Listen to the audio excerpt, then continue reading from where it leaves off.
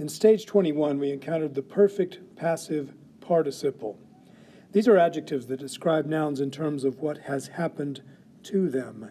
So the king, for example, has been honored by the Romans, and the girls have been blamed by their father. In these sentences, nouns in the ablative case introduced by the preposition a are used to specify that the king was honored by the Romans. The girls were blamed by their father. In translating these participles into English, we use the helping verb have to suggest that this has already happened, that these are in the perfect tense. And we use the helping verb been to suggest the passive voice, that the king has been honored and the girls have been blamed. In stage 22, we encounter perfect tense participles that have an active meaning. We'll still use the helping verb have, to indicate that this has already happened, but these describe what someone or something has done, not what has been done to someone. So Wilbia here has entered the kitchen, and having entered the kitchen, she shows the fibulam to her sister, right? The old man, the senex, has prayed to the goddess, and having prayed to the goddess, he went away, habiit. These perfect active participles will often be preceded by a noun in the accusative case, Wilbia having entered the kitchen, where kulinam is the accusative object of ingresa. The old man having prayed to the goddess, where deam is the accusative object of precatus. Perfect passive participles are formed from regular verbs with four principal parts. In the model sentences to stage 21, we often saw them used to restate things that had already been said in the active voice.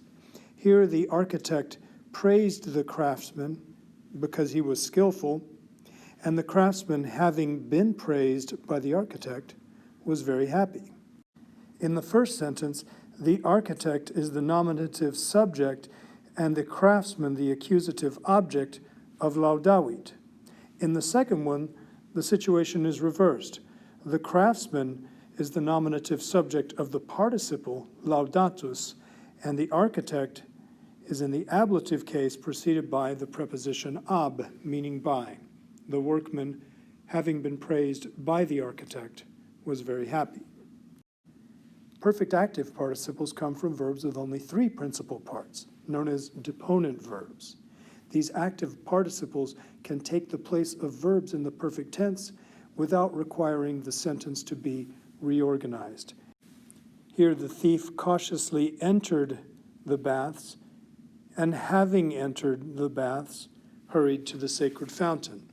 In both of these sentences, the thief is the nominative subject, first of the verb intravit and then of the participle ingressus. In both of these sentences, thermas is the accusative object. Now, as I've already said, the easiest way to distinguish perfect passive and perfect active participles is by looking at the case of the words that immediately precede them.